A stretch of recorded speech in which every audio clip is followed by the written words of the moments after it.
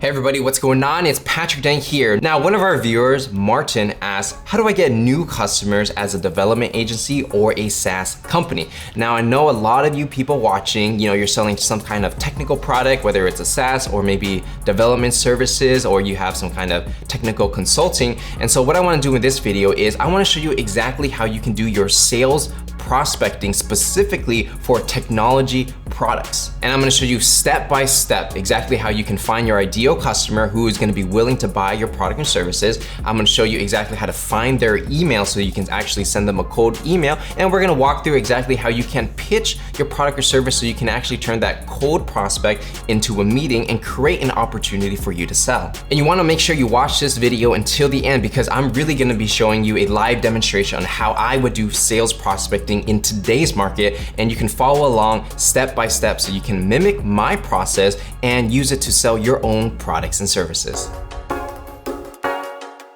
Now, if you're ready to flood your calendar with booked meetings, make sure to give this video a like, subscribe, and turn on notifications. And let's go ahead and get started. Now, the first thing we gotta do is we got to set the scenes. Now, for this particular example, I am going to be selling a SaaS product, right? Software as a service, but you would still use the same methodology if you were selling any type of technical consulting or development work. But if you are selling SaaS products, this is gonna be great for you. All right, so for this particular example, we're gonna be selling referral candy, okay? So for those of you who may not be familiar, referral candy is basically a plugin that you can plug into different websites like Shopify.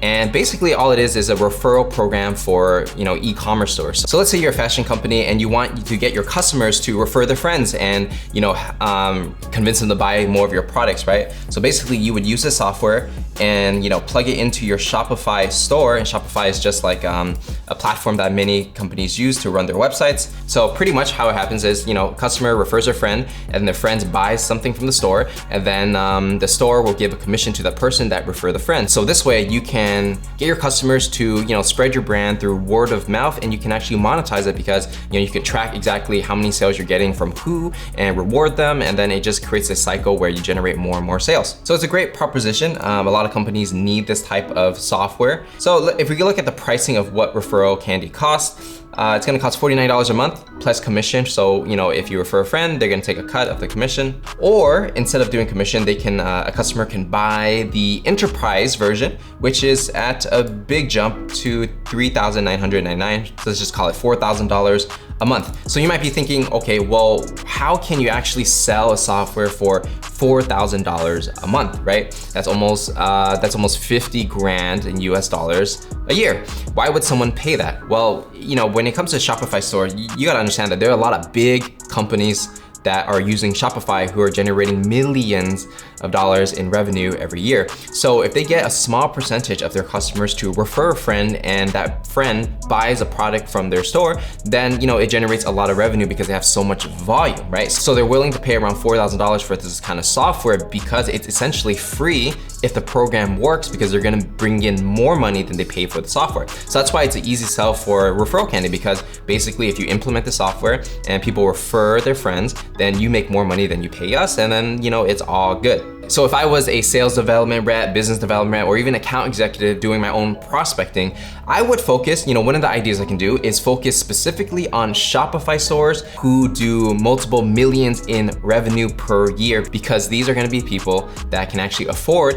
a $4,000 per month product. So now that we set the scene of what I'm selling and who I am selling it to, let's go ahead and dive into the next step, which is the ideal customer profile. Before you even sell or send your first cold email, you first gotta understand who exactly should be a good fit for your product and service. And like I said before, it's gonna be Shopify stores who do multiples of millions in revenue per year, okay? So I'm gonna start from scratch so the exact thought process of how to actually do your sales prospecting, right? So if you are looking for Shopify stores who have a lot of revenue, a lot of times I tell people to just Google it. And when I say that, a lot of people don't really know what I'm saying. So I'm on Google right now and I can say top brands using Shopify, okay? So top brands using Shopify. If we go down, let's go to the second one. Let's say biggest brands and names on Shopify, okay? So 27 of the biggest brands on Shopify, right?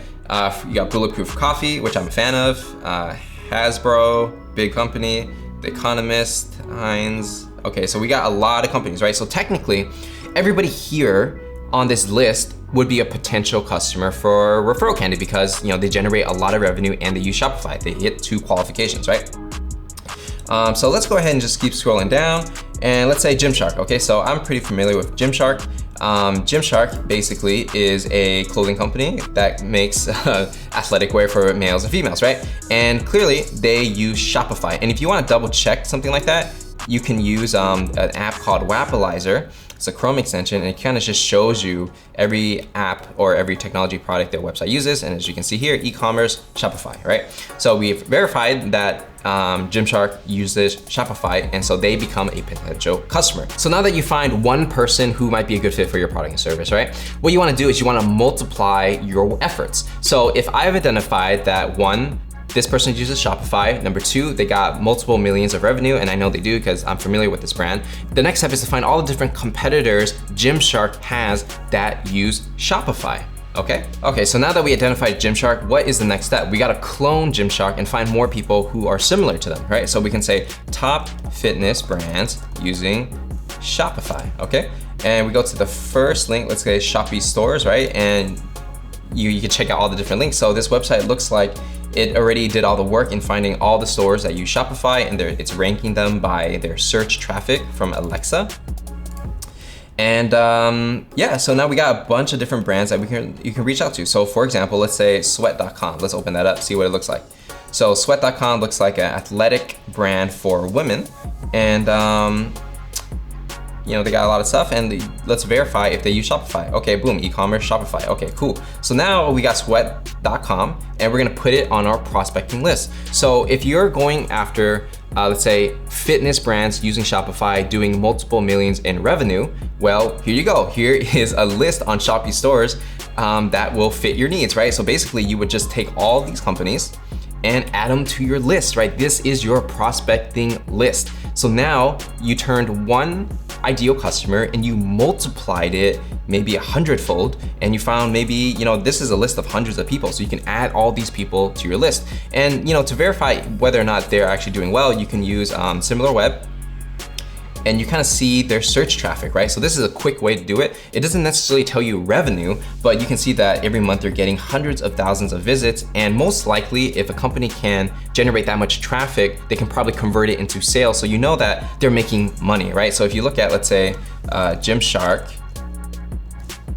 Gymshark.com, what's gonna happen? Well, if we go to Alexa, and we look at the traffic, okay, they're doing millions of visits per month. So obviously, Gymshark is a huge company, right? So you can't really compare the two. But if someone's generating hundreds of thousands of visits, they're probably making some money. So now that you identified all the companies you want to, work with, how do you find the emails of these people, right? So I'm gonna give you an example of how you can use LinkedIn to do this. So if you go Gymshark over here, boom. Okay, so if you go on LinkedIn, you go on Gymshark, and then you search by their employees. And you could, obviously you can use like more filters to filter this down, but I'm just gonna give you a quick look on how this works. We got 554 employees working at Gymshark, right? So I'm using a tool called Apollo, Apollo.io. And essentially what you do, you press a little button, it's a Chrome extension. And what's gonna happen is it's gonna populate all the people you see on LinkedIn, and it's they're gonna pop up on the right side over here. So when you click on the people that you are wanting to talk to, let's say the founder, general manager, head of customer support, and let's say CE and the CEO of Gymshark, and what you can do is prospect for clients. Boom. Okay, so 4 contacts have been added. So pretty much in Apollo, which is the website, it's gonna save all these people's emails. So you can just go through the list and find all the people that you want to work with and save their emails like that. So Apollo is one I could recommend. I don't get paid by them. There's no affiliate link. It's just a tool that I found to be working really well in today's market, right? So Apollo works really well. You can also use like Hunter.io, which is another one. So you press Hunter. It's another Chrome extension, and it shows all the emails over here of the people that work there, right? So I like to use LinkedIn just to so I make sure that I know who I'm talking to, and then I get their email, and then I would then send an email to them, asking for a meeting. And let me know in the comments if you want me to go more in depth on the different strategies on how to find people's email and show you step by step. I just want to give you a quick overview of how that works, and just to give you a taste of what sales prospecting is all about. All right, so now that you have found the emails of the people that you want to reach out to, what I would recommend is you find basically 3 to 4 people that, who might be the right decision makers, right? You wanna make sure you email multiple people at one company, okay? And then you would write an email saying like, hey, I'm looking for the person who handles referrals or who handles marketing. And you basically give your pitch about, who you are, you're a referral candidate, and what you can do is you can help them create an ambassador program. So the best way to pitch it is, you go through your list of all the people that you wanna work with, you check their website. It takes a little bit of more manual work, but it'll increase your response rates by a lot. So you go on their website and you check to see if they have a referral program or not, okay? If they do not have a referral program, they are a very hot prospect for you because they fit all the categories and they don't have the thing that you sell.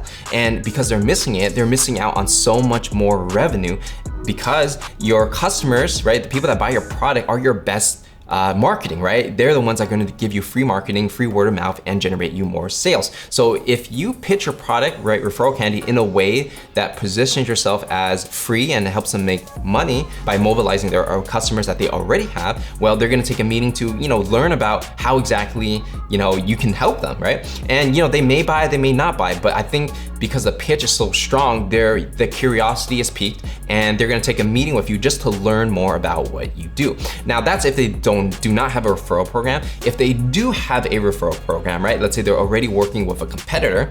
Well, you can kind of analyze that competitor and see what their weaknesses are, right? Is it, is their program actually that good? Is their software too expensive? Do people, what bad things do people have to say about that software, right? And if you know that the software they're using is bad, then you kind of, share that you can make those problems that they experience with their current vendor go away, right? If they're not 10 out of 10 happy, there's a possibility that they will take a meeting with you and make that replacement. Although this is difficult, it's not impossible to replace your competitor if your competitor is not good. With that pitch, I would send that email to 3 or 4 people at that company. And then I would follow up if they don't respond 3 to 7 days apart. And I would follow up 2 to 3 times, okay? Usually I do 3. So total, your email sequence is gonna be the first email and then 3 more follow-ups spread over 3 to 7 days after every follow-up. And if someone doesn't respond after 4 emails, well, usually what I do is I let it go, and then I wait a few months, maybe half a year, maybe a year later, and I would reach out to them again with a different angle to see if they would be interested. And a lot of times, even if you email someone, one day, 6 months later, they probably totally forgot who you are. And so when you email them again, it's like a fresh new email. But you wanna make sure that you don't spam people and that your emails are highly relevant, right? Like in this example, a lot of people, they send cold emails and they don't get responses. And the reason is because they don't do this type of work to get so detailed on who their customer is, what pains do they have, checking their website, and really pre-qualifying the person before they even send that first email. But if you do that work and you know why someone should buy your product and service and the pitch is just so clear, then it's a lot easier to get response rates and to get feedback on whether or not your product is good. So with that said, that's pretty much how you do sales prospecting for technology products. If you enjoyed this video, make sure to give it a like, subscribe, turn on notifications if you want to see more sales and prospecting videos like this. And let me know in the comments, what's your biggest challenge when it comes to lead generation or sales prospecting, and I will make a video to help you out. And if you want to see more videos on lead generation, make sure to check out my other videos here. So with that said, my name is Patrick Dang. Hope you guys enjoyed this video and I will see you guys in the next one.